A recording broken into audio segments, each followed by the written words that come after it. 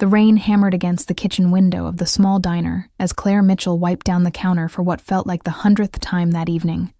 Her hands were red and raw from the hot water, and her feet ached in the worn sneakers she'd been wearing for 2 years.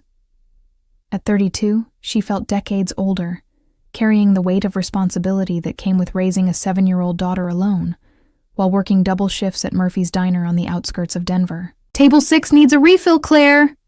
shouted Murphy from the kitchen, his gruff voice cutting through the clatter of dishes. She grabbed the coffee pot and headed toward the booth where a businessman sat hunched over his laptop, oblivious to the world around him.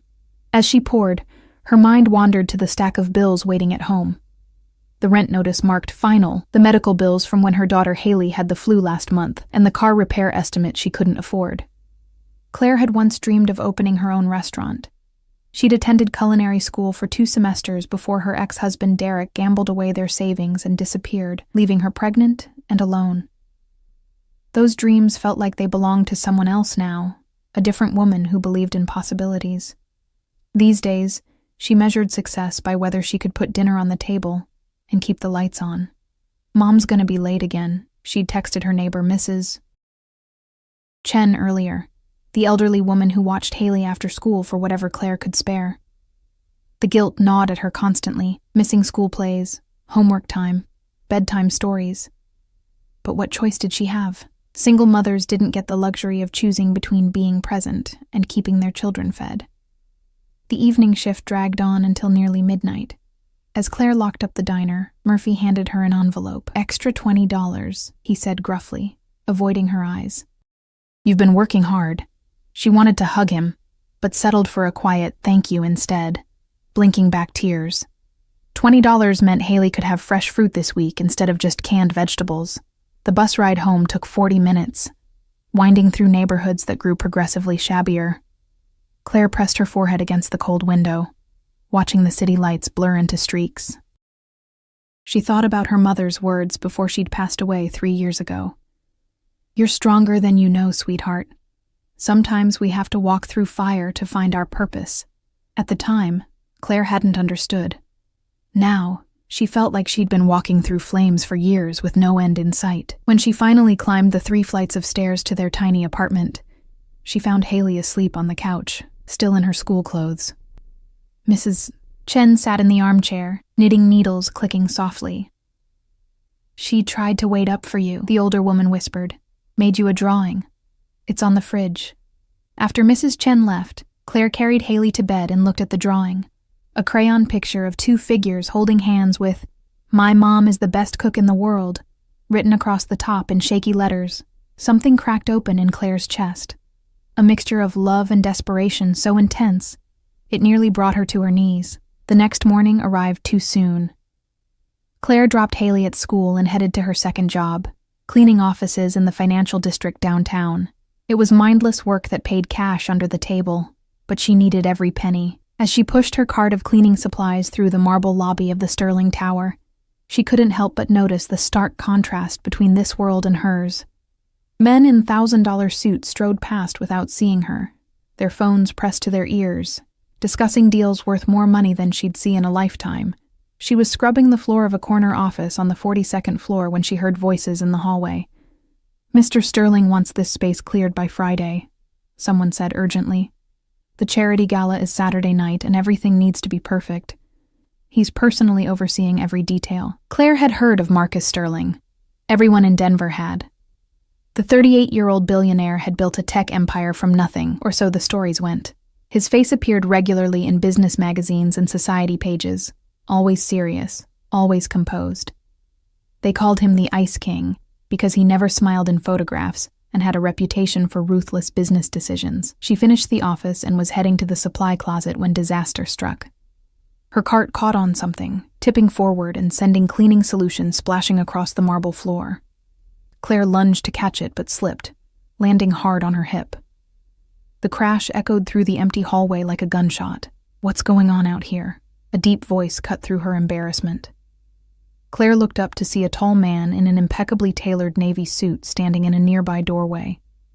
Even without the expensive clothes, he would have been striking. Dark hair touched with silver at the temples, sharp cheekbones, and eyes the color of storm clouds. Those eyes were currently fixed on her with an expression somewhere between concern and annoyance. "I'm so sorry, sir. I'll clean this up right away." Claire scrambled to her feet, ignoring the pain shooting through her hip. Her hands shook as she reached for the spilled bottles. "Are you hurt?" The man stepped closer, and Claire recognized him from the magazine covers. Marcus Sterling. In person, he was somehow more intimidating than his photographs suggested, radiating an intensity that made the air feel charged. "I'm fine. Really. This won't happen again." She couldn't afford to lose this job. Couldn't afford anything going wrong. Marcus studied her for a moment longer than comfortable, his gaze taking in her cheap uniform and worn shoes. "You're Claire Mitchell," he said, and her head snapped up in surprise. "I saw your name on the cleaning crew roster. You also work at Murphy's Diner." Heat flooded her cheeks. Of course he knew. Men like him knew everything about everyone in their buildings, even the invisible people like her. "Yes, sir. I work 2 jobs." She didn't mention the occasional weekend catering gigs, or the baked goods she sold to neighbors. Pride was a luxury she couldn't afford, but she didn't need to advertise her desperation either. "Why?" The question caught her off guard. "I have a daughter to support." The words came out sharper than intended. Defensive. Something shifted in Marcus Sterling's expression, a crack in the ice that disappeared so quickly she might have imagined it. He pulled out a business card and held it out to her. "My executive assistant is leaving to have a baby. I need someone to manage my personal appointments, coordinate household staff, and handle various administrative tasks. The position includes organizing business dinners and social events. I've noticed your work ethic. You're here every morning at 5, never miss a day, and the offices you clean are immaculate.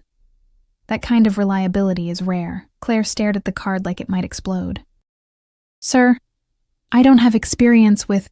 The job pays $90,000 a year with full benefits and reasonable hours. You'd work from my home office mostly, which I assume would help with your childcare situation."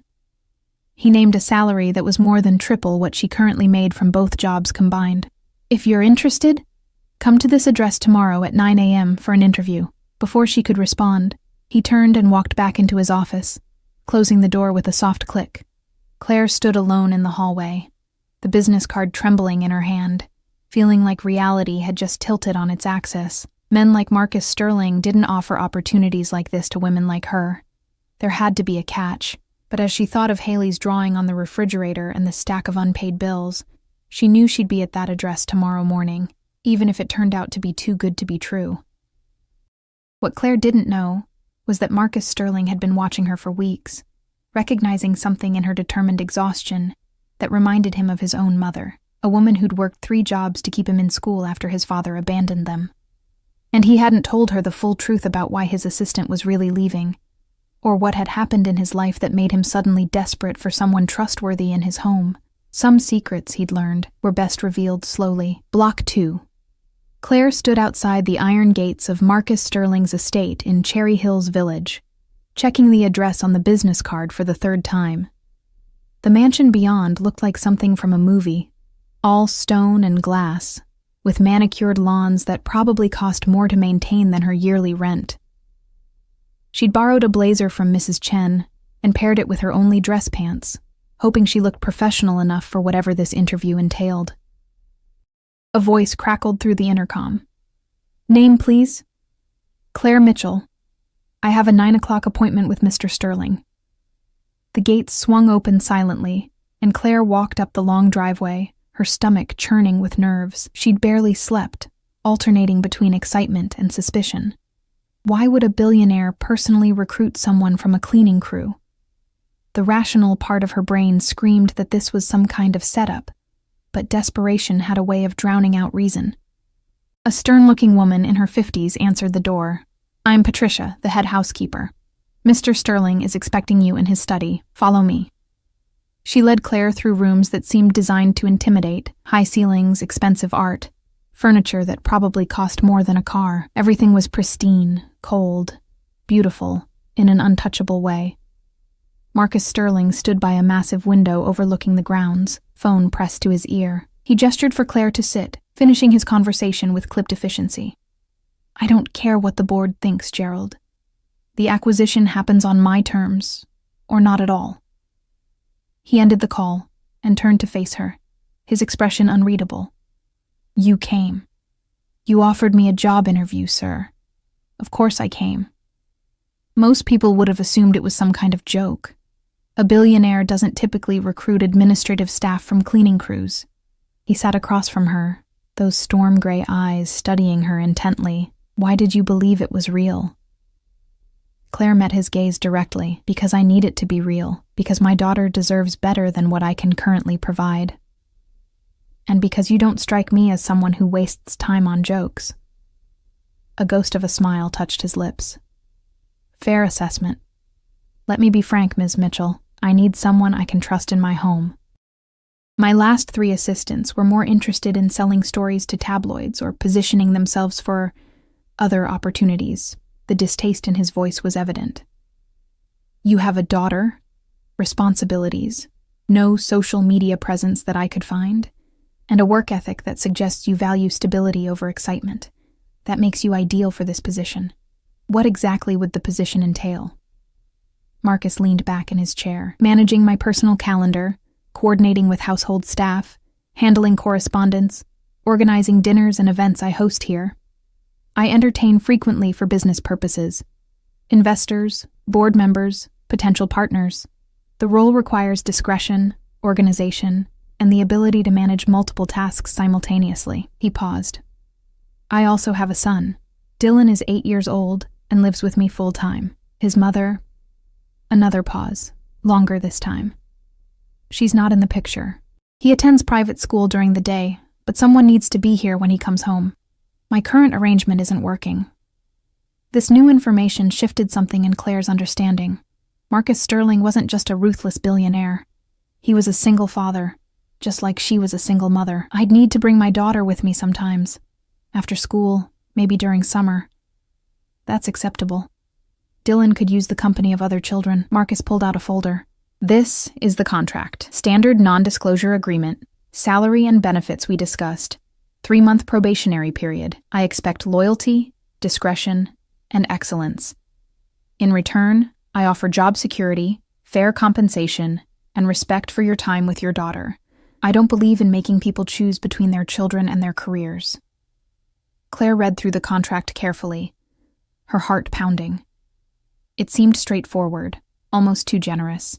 Health insurance, dental, vision, paid time off, even a college fund contribution for Haley. "Why are you really doing this?" she asked quietly.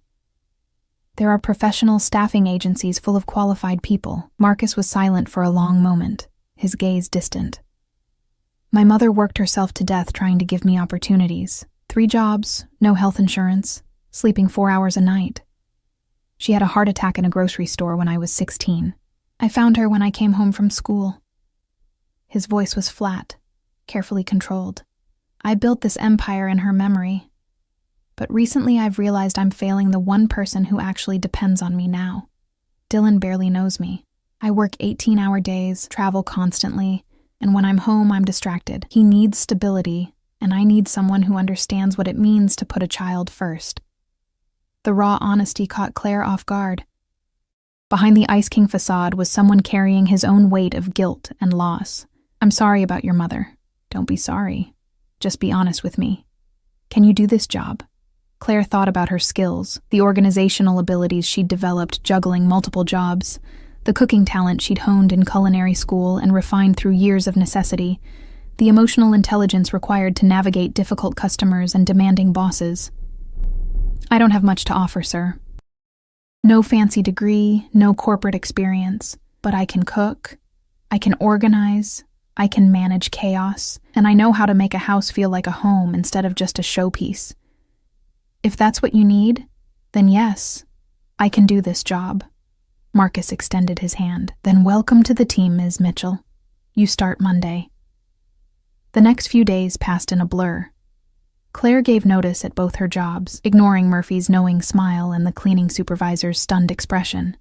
She bought Haley new school clothes with the advance Marcus had insisted on providing, and tried to explain the new situation to her daughter without revealing her own uncertainty about whether this was really happening. Monday morning arrived cold and bright. Claire dropped Haley at school and drove to the Sterling estate, still half convinced she'd arrived to find the gates locked and the whole thing revealed as an elaborate dream. But Patricia answered the door with the same stern expression, leading her to a well-appointed office adjacent to Marcus's study. Mr. Sterling left instructions for your first week. Familiarize yourself with his calendar, coordinate with the chef about this weekend's dinner party, and review the household staff schedules. Patricia handed her a tablet loaded with information. He's in meetings downtown until 3. Dylan gets home at 4:15. Mrs. Wallace usually manages him, but she called in sick today. You'll need to handle pickup. The morning disappeared into spreadsheets and phone calls. Claire discovered that running a billionaire's household was like conducting an orchestra. Every moving part had to sync perfectly, or the whole operation fell apart. The dinner party guest list alone required 3 hours of cross-referencing dietary restrictions, seating arrangements based on business relationships, and coordinating with the chef about menu options. At 4 o'clock, Claire drove to Dylan's private school in Marcus's guest car, a luxury sedan that made her nervous to even touch. She waited with the other parents and nannies, feeling distinctly out of place in her borrowed professional clothes. When Dylan emerged, she recognized him immediately. He had his father's dark hair and serious expression, but his eyes were different, lighter, sadder, older than 8 years should allow. "You're not Mrs. Wallace," he said flatly, climbing into the back seat. "I'm Claire. I'm your dad's new assistant. Mrs. Wallace is sick today, so I'm picking you up." They all leave eventually. Dylan stared out the window, his voice matter of fact. "Dad hires people. They pretend to care. Then they quit or get fired. Are you going to pretend too?" The question pierced through Claire's professional composure. She pulled the car over and turned to face him. "Dylan, I'm not going to pretend anything with you. I'm here because I need this job to take care of my daughter. Your dad hired me because he thinks I can help make things run better here. Whether we become friends or just tolerate each other is up to both of us. But I promise I won't lie to you."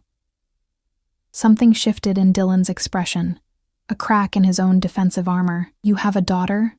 Her name is Haley. She's 7. She likes drawing and asking impossible questions, and eating cereal for dinner when I'm too tired to cook. My dad never has time for dinner.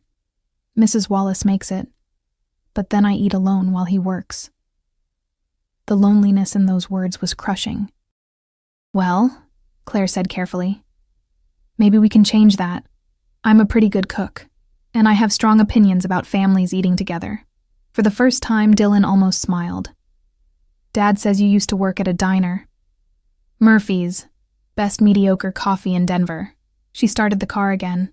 "Hey, what's your favorite food?" "Pizza, but like, really good pizza. Not the frozen kind." "What if I told you I know how to make pizza dough from scratch? The real Italian way, with the crust that's crispy on the outside and soft on the inside?" Dylan's eyes widened. "Really?" "Really. And if your dad agrees, maybe we could make some together this week. You, me, and Haley. Consider it a getting-to-know-you activity." When they arrived home, Marcus was already there, which Patricia indicated was unusual. He stood in the foyer, still in his suit, tension evident in his shoulders. "Dylan, how was school?" "Fine." Dylan headed for the stairs, then paused. "Claire says she can make real pizza. Can we do that sometime?" Marcus looked between his son and Claire, surprise flickering across his features. "If Ms. Mitchell is willing, I don't see why not." After Dylan disappeared upstairs, Marcus turned to Claire. "What did you do?" "Talk to him like a person instead of an obligation. He's lonely, Mr. Sterling. He needs more than staff managing him. He needs connection." She held his gaze. "And if I'm being honest, so do you." The words hung in the air between them, bold and possibly inappropriate. Claire held her breath, waiting for him to fire her on the spot. Instead, Marcus did something she hadn't expected. He laughed, a short, surprised sound that transformed his entire face. "3 days ago, you were cleaning my offices. Now you're lecturing me about parenting? You hired me to help manage your household. Dylan is part of that household. And I know what it's like to be stretched so thin you forget what matters most." Claire softened her tone. "I'm not judging you, sir. I'm offering to help, if you'll let me." Marcus studied her for a long moment, and Claire saw the moment he made some internal decision. Friday night. Homemade pizza. You, me, Dylan, and your daughter. Consider it your first official test. Can you handle coordinating a family dinner in addition to everything else? Challenge accepted. As Claire gathered her things to pick up Haley from Mrs. Chen's, she felt something she hadn't experienced in years: hope. Not the desperate, clinging to survival kind, but real hope that maybe, just maybe, life was about to change for the better. What she didn't know was that Marcus Sterling stood at his study window watching her drive away, wondering why this woman with her borrowed blazer and unflinching honesty had unsettled him more in 3 days than anyone had in years, and why the thought of Friday's dinner filled him with something dangerously close to anticipation. Friday evening arrived with unexpected sunshine breaking through Denver's typical November gloom. Claire had spent the afternoon preparing ingredients, her hands moving through familiar motions that calmed her nerves. Making pizza dough was muscle memory from her culinary school days, but cooking in Marcus Sterling's state-of-the-art kitchen while he watched felt entirely different from flipping burgers at Murphy's. Haley sat at the massive kitchen island, swinging her legs and chattering to Dylan about her favorite cartoon. To Claire's relief, the two children had bonded quickly during the week's after-school overlap. Dylan had been teaching Haley chess, while she'd introduced him to her collection of adventure books. Watching them together made Claire's chest tight with emotions she couldn't quite name. "So we just punch the dough?" Dylan asked skeptically, eyeing the risen ball of dough on the counter. "It's called kneading, but punching works too," Claire demonstrated, her hands pressing and folding the elastic dough. "You're working the gluten, making it stretchy so it can hold all the toppings without tearing. Want to try?" Dylan approached cautiously, plunging his small fists into the dough. His serious expression cracked into genuine laughter when it squished between his fingers. "This is weird. Let me try." Haley climbed onto a step stool, and soon both children were giggling as they took turns attacking the dough with enthusiasm if not technique. Marcus leaned against the doorframe watching the scene, still in his dress shirt, though he'd removed his tie and rolled up his sleeves. Claire had noticed him doing that all week, hovering at the edges of domestic moments like he didn't quite know how to enter them. She'd also noticed other things. The way his jaw tightened when Dylan's school called about a playground incident, how he absently rubbed his temples during conference calls, the late nights when his study light remained on long after everyone else had gone to bed. "Mr. Sterling, you're not exempt from kitchen duty," Claire said, gesturing him over. "Come teach your son the proper way to toss pizza dough." "I don't know how to toss pizza dough." "Then you'll learn together. That's the point." She handed him a portion of dough, their fingers brushing briefly. The contact sent an unexpected jolt through her that she quickly suppressed. This was her employer. A billionaire. Someone so far outside her world they might as well be different species. But as Marcus stood next to Dylan, attempting to spin the dough with comically terrible results, Claire saw something else. A man trying to connect with his son, but unsure how. Wealth and power irrelevant in the face of parenthood's universal challenges.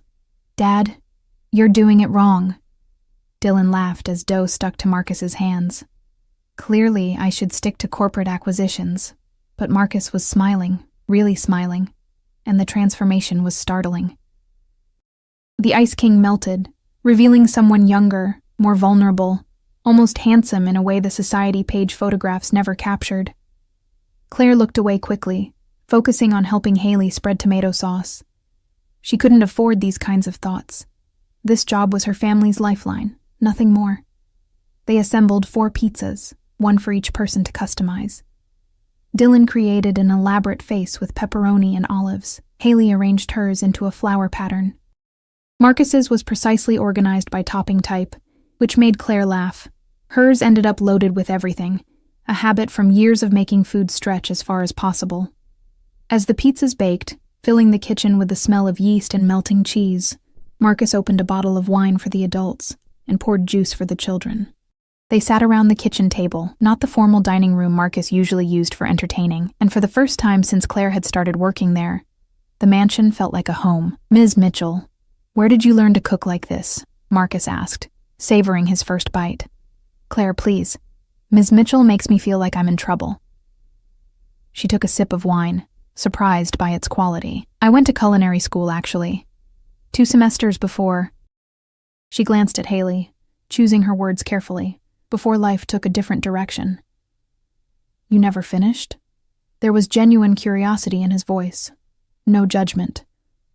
Couldn't afford it, but I kept learning on my own, experimenting with recipes when I had time and ingredients. She shrugged.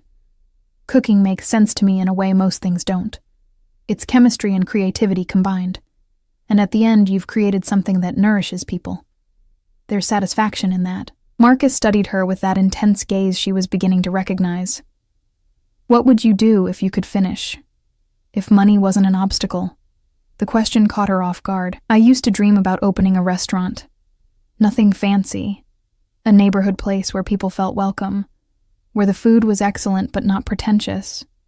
Comfort food elevated, I guess. She laughed self-consciously. But that's just a fantasy. Reality is making rent and keeping Haley in good schools. Dreams don't have to stay fantasies. Marcus's voice was quiet but firm. I built sterling technologies from nothing because I refused to accept that my circumstances defined my possibilities. You also had advantages I don't. Education, connections, opportunities. I had none of those things initially. What I had was determination, and people who took chances on me when they didn't have to. He paused. My first investor was a diner owner who let me pitch my business plan while I washed dishes in his kitchen. He gave me $5,000 he couldn't afford to lose because he saw something in me beyond my circumstances. Claire felt something shift in her understanding of Marcus Sterling. The magazines painted him as a self-made billionaire, but they never mentioned diner kitchens or impossible risks taken by people who barely had anything themselves. The conversation flowed easier after that, touching on everything from Dylan's upcoming science fair project to Haley's obsession with dinosaurs to Marcus's disastrous attempt at learning to ski last winter. Claire found herself genuinely laughing. Not the polite laughter of an employee, but real amusement at Marcus's self-deprecating stories. After dinner, Dylan asked if Haley could stay to watch a movie. Claire checked her watch. It was already past both children's bedtimes, but the hopeful looks on their faces made her relent. One movie, then we have to go. Marcus surprised her by joining them, all four settling into the media room's plush seating. The children picked an animated adventure film, and within 20 minutes both had fallen asleep. Haley curled against Claire's side, Dylan's head on Marcus's shoulder. We should move them, Marcus whispered, but neither adult moved immediately, reluctant to break the peaceful moment. He doesn't usually fall asleep with me, Marcus said quietly, looking down at his son. He's always so guarded, like he's afraid to need me too much. Maybe he's afraid you'll disappear like his mother did. Claire spoke gently, recognizing the pain in both father and son. Haley went through something similar. Her dad left when I was 6 months pregnant, and for the longest time she wouldn't let me out of her sight. She was terrified I'd vanish too. How did you help her through it? Consistency. Showing up every single day, even when I was exhausted or overwhelmed. Eventually, she learned she could trust that I wasn't going anywhere. Claire adjusted Haley's position carefully. Children are resilient, but they need proof, not promises. Marcus was quiet for a long moment. His mother left when he was 3. Caroline couldn't handle the reality of motherhood, the sleepless nights, the constant needs, the way children reshape your entire existence. She wanted the Instagram version of family life, not the messy reality. His voice hardened. She moved to Europe with her tennis instructor. Sends birthday cards twice a year if Dylan's lucky. I'm sorry. That's incredibly painful for both of you. I thought providing everything material would be enough. Best schools, opportunities, experiences. But this week, watching him with you and Haley, Marcus trailed off. He's happier than I've seen him in years. You did that in 5 days. What does that say about me as a father? Claire turned to face him fully. It says you're human. It says you've been doing your best while carrying enormous responsibilities alone. But Marcus, she used his first name without thinking, the formality dropping away. Dylan doesn't need perfect. He needs present. He needs you to show up, even messily, even when you don't know what you're doing. Their eyes met in the dim light of the television screen, and something passed between them, understanding, connection, something deeper that made Claire's breath catch. Marcus reached out slowly, tucking a strand of hair behind her ear, his fingers lingering against her cheek. "Claire," he started, but the moment shattered when Dylan stirred, mumbling in his sleep. They both pulled back quickly, the spell broken. Claire stood, suddenly aware of how inappropriate this was becoming. "I should get Haley home. School tomorrow." Marcus nodded, his expression unreadable again, walls sliding back into place. "Of course. I'll help you get her to the car." As Claire drove home through quiet streets, Haley sleeping in the back seat, her mind spun with confusion. That moment in the media room, had she imagined the electricity between them? Was Marcus Sterling actually interested in her, or was she projecting her own inappropriate feelings onto her employer? Either way, it was dangerous territory. She'd worked too hard, risked too much, to jeopardize this opportunity over some impossible attraction. Men like Marcus didn't end up with women like her, except in fairy tales, and Claire had stopped believing in those years ago. What Claire didn't know was that Marcus sat in his study until 3 a.m, staring at financial reports without seeing them, his mind replaying every interaction with the woman who'd walked into his life and somehow made him feel things he'd carefully locked away for years. He'd built an empire by maintaining control, by never letting emotion compromise logic. But Claire Mitchell, with her borrowed blazer and fierce determination, and the way she looked at him like he was just a person instead of a bank account, had him questioning everything. And across town, in a small apartment, a very different kind of storm was brewing.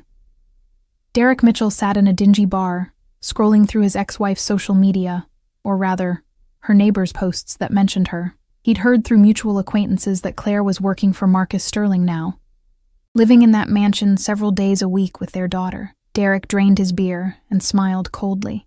He'd burned through the money from his last scam and needed a new score. And if his pathetic ex-wife had somehow landed a position with a billionaire, well, that was an opportunity he intended to exploit. She'd left him, taken his daughter, made him look like a failure to everyone they knew. Time to remind Claire Mitchell that some debts never got paid off. He pulled out his phone and made a call. "Yeah, it's me. Remember that favor you owed me? I need information on Marcus Sterling, security, habits, vulnerabilities, and I need to know everything about his relationship with my ex-wife." He listened for a moment, then laughed. "Trust me, this is going to pay off big, really big." As Derek plotted in the shadows, neither Claire nor Marcus had any idea that their carefully rebuilt lives were about to collide with a past that refused to stay buried. 3 weeks passed in a rhythm that felt almost too good to be real. Claire had settled into her role with surprising ease, managing Marcus's complex schedule while creating a warmth in the Sterling household that had been absent for years. Dylan and Haley had become inseparable, and Claire found herself staying later each evening, sharing dinners with Marcus after the children went to bed, conversations stretching into hours about everything from business philosophy to childhood dreams. The attraction between them had grown harder to ignore. Marcus found excuses to brush past her in doorways, their eyes meeting with increasing frequency across rooms. Claire caught herself dressing more carefully in the mornings, applying lipstick she hadn't worn in years.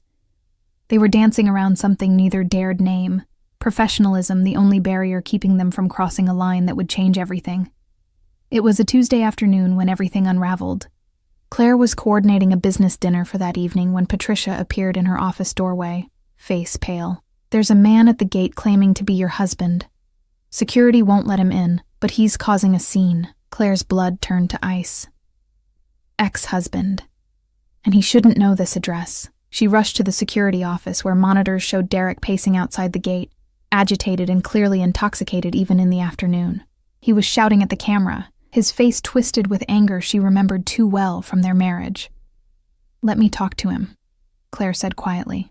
"Maybe I can get him to leave." The security guard activated the intercom. Derek's voice crackled through, slurred and aggressive. "There she is, living in luxury while I'm struggling. That's my daughter in there, Claire. You can't keep her from me. You gave up rights to see Haley when you abandoned us," Claire said, keeping her voice steady despite her shaking hands. "You need to leave, Derek. Now, or what? Your billionaire boyfriend will have me arrested." Derek laughed bitterly. "Yeah, I know all about Marcus Sterling. Must be nice, landing on your feet like that." From diner waitress to mansion in a few weeks. Makes a guy wonder what you're doing to earn that paycheck.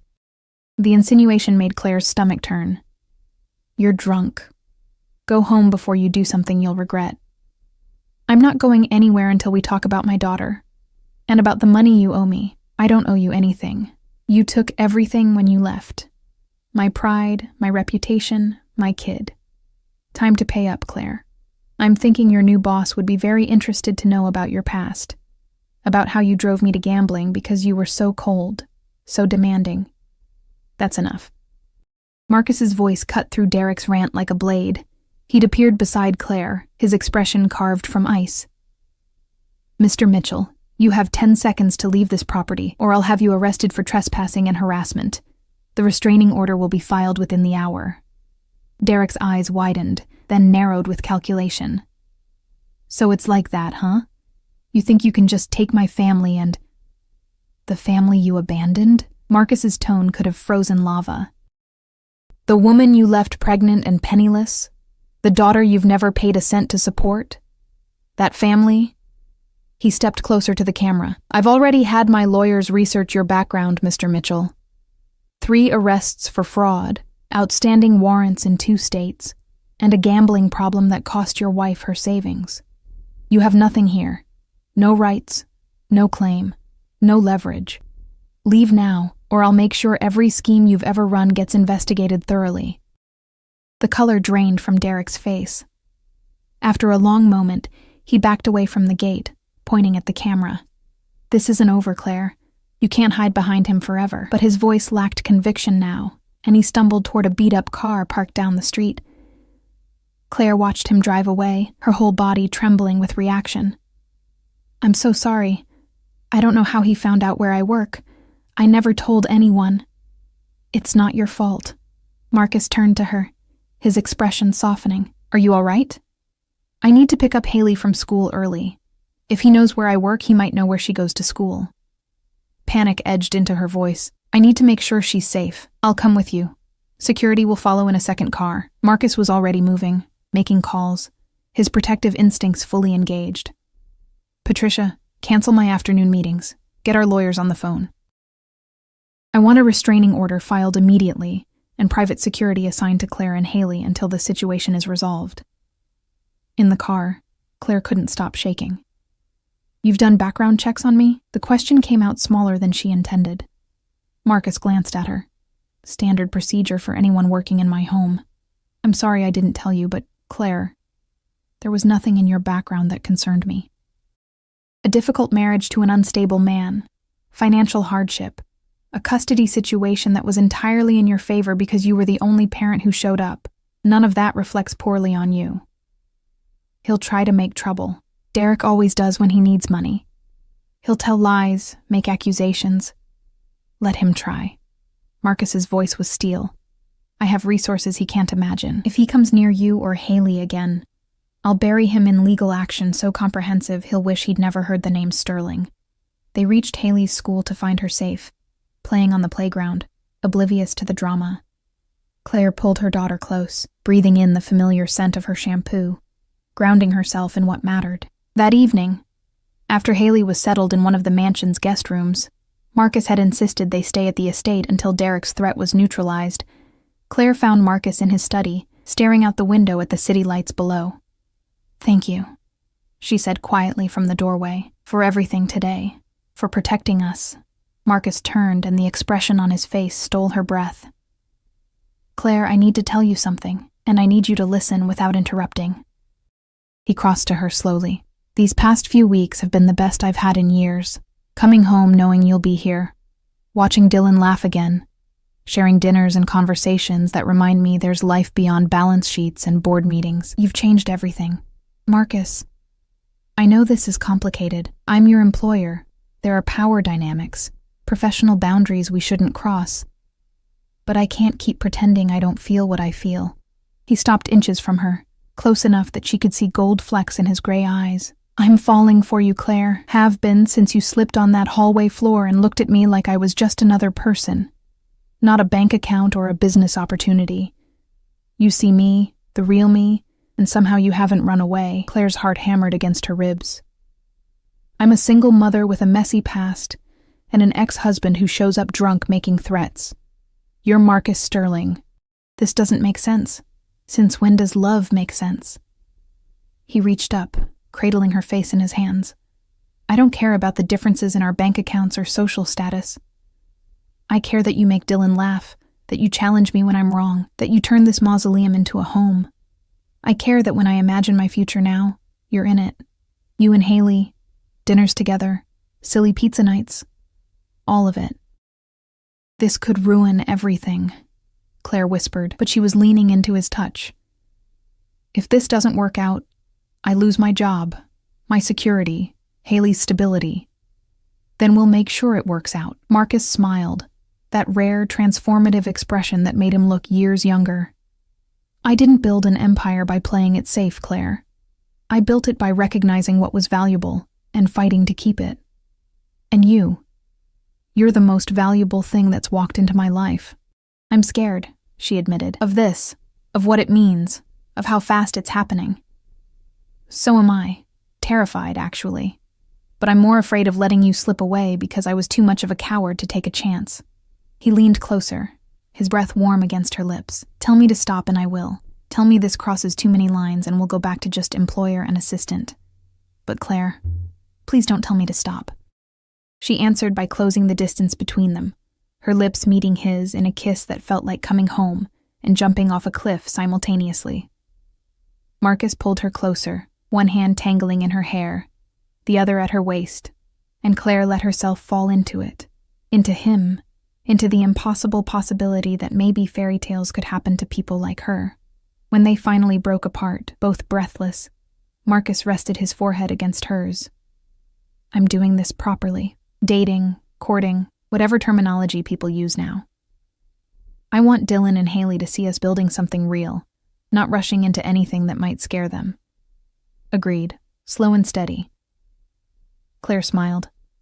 Though I should probably tell you, Haley's been planning our wedding since the pizza night. She's got very specific ideas about flowers. Marcus laughed, the sound rich and genuine. Dylan asked me last week if I thought you were pretty. When I said yes, he informed me I should do something about it, before I died, alone and sad. He kissed her again, softer this time. Smart kid. The next 6 months unfolded like a dream Claire kept waiting to wake from. Derek's threats evaporated once Marcus's lawyers got involved. Turned out facing actual legal consequences had a sobering effect. The restraining order was granted, and Derek slunk back to whatever hole he'd emerged from. Marcus was true to his word about dating properly. Dinners out, movies, long walks in the park while Dylan and Haley ran ahead laughing. He attended Haley's school play and taught Dylan to ride a bike. Claire finished her culinary degree, paid for by Marcus despite her protests, attending evening classes while he managed the children. The household staff adjusted to the new dynamic with varying degrees of approval. Patricia remained stern, but Claire caught her smiling more frequently. The chef, initially territorial, became Claire's greatest champion after she demonstrated a soufflé technique he'd been struggling with for years. On a spring evening almost exactly a year after that first meeting in the hallway, Marcus took Claire to the diner where she'd worked. Murphy's had closed for a private event, which turned out to be their closest friends and family gathered for an engagement party. You orchestrated this with Murphy? Claire asked, stunned as people applauded. He was surprisingly enthusiastic. Said he always knew you'd end up somewhere better. Marcus pulled out a ring box, dropping to one knee right there in the diner booth, where she'd served him coffee countless times, without realizing her future was sitting across from her. Claire Mitchell. You walked into my life when I'd forgotten what joy felt like. You brought light to my son's eyes, and purpose to my days. You showed me that success isn't measured in dollars, but in moments. Pizza nights, and terrible jokes and children's laughter. Marry me. Build a life with me. Let's make this beautiful chaos permanent. Through tears, Claire managed, I don't have much to offer, sir, but I can cook. Marcus grinned. Lucky for both of us, I can provide the kitchen. Is that a yes? That's a yes. The wedding was held 6 months later in the mansion's gardens, intimate and perfect. Dylan served as best man with heartbreaking seriousness, while Haley scattered flower petals with theatrical flair. Murphy walked Claire down the aisle, and Mrs. Chen cried in the front row. During the reception, as Claire danced with her new husband under string lights while their children played with other kids on the lawn, she thought about that morning in the Sterling Tower hallway. How close she'd come to giving up, to accepting that survival was the best she could hope for. "What are you thinking?" Marcus murmured against her hair. "That I'm the luckiest person alive. That sometimes the best things come from the worst moments." She pulled back to look at him. "That cleaning solution spill changed my entire life. Mine too." He kissed her softly. "Though for the record, I was planning to offer you a position anyway. The spill just accelerated my timeline." "You were not." "I absolutely was. I'd been watching you for weeks, trying to figure out how to approach you without seeming like a creep." Marcus spun her gently. "You were dedicated, thorough, kind to people everyone else ignored. I knew you were special long before we officially met." Claire laughed, joy bubbling up irrepressibly. "So what you're saying is, you were stalking me?" "Strategically observing. Very different." He pulled her close again. "And look how well it worked out." Years later, when people asked how they met, Marcus would tell the story of the woman who fell in his hallway and changed his life. Claire would add that she'd been falling toward him long before that moment, falling through exhaustion and hardship and hope that refused to die, falling toward a future she never could have imagined, but somehow always deserved. They opened a restaurant together eventually. Claire's dream realized, combining her culinary expertise with Marcus's business acumen. A neighborhood place called Second Chances, where the food was exceptional and the atmosphere welcoming, where people from all walks of life gathered around tables and remembered that humanity's best moments happen over shared meals. Dylan grew up to study architecture, designing affordable housing for single parents. Haley became a teacher, working with underprivileged children.